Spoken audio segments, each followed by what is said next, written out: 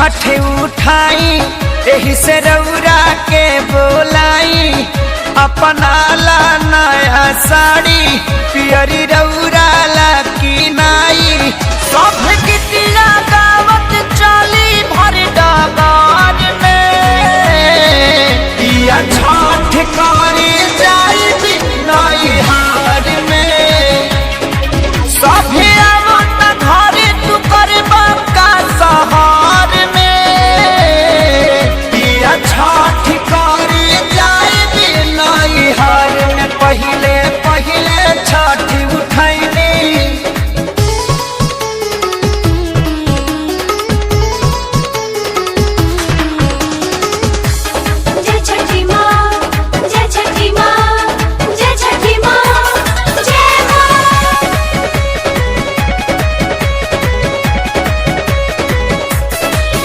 कल्हे आवतावे भाई संग लेके घरे जाई और रख के सब तैयारी हमारे कैले बिया माई कल्हे आवतावे भाई संग लेके घरे जाई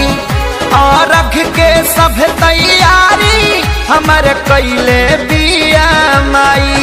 मथ दौड़ा लेके चाल में सांझे पहाड़ में पिया छठ करे जाई भी नई हार में सभी आवत घरे तू करबा का सहार में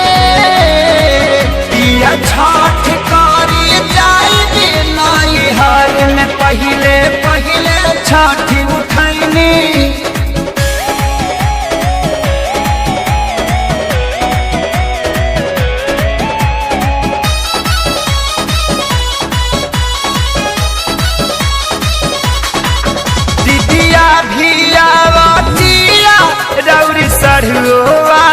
तारे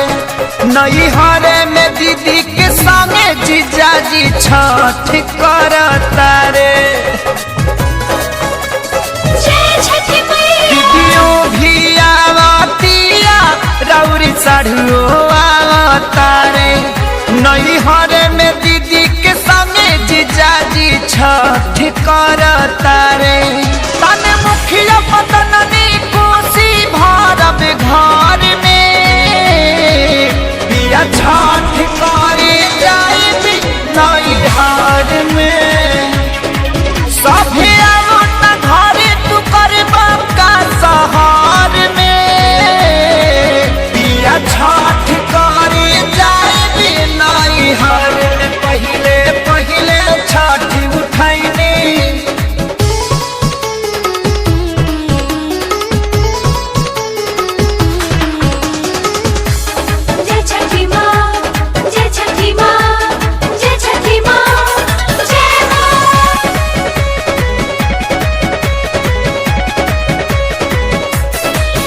लोग करे भखौती पारब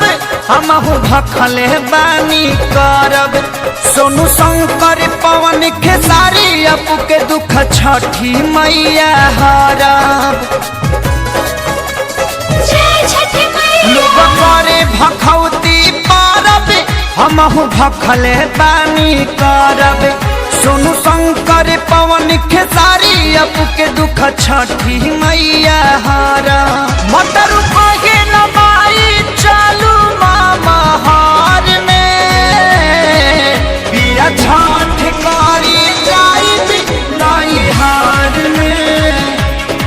सभी आवत घरे तू करबा का सहार में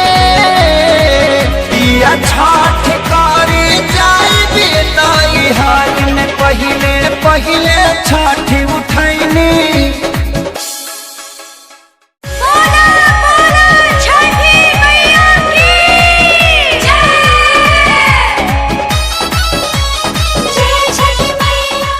Click on the bell icon to get regular updates from Venus. For more entertainment, log on and subscribe to www.youtube.com/VenusBhojpuri.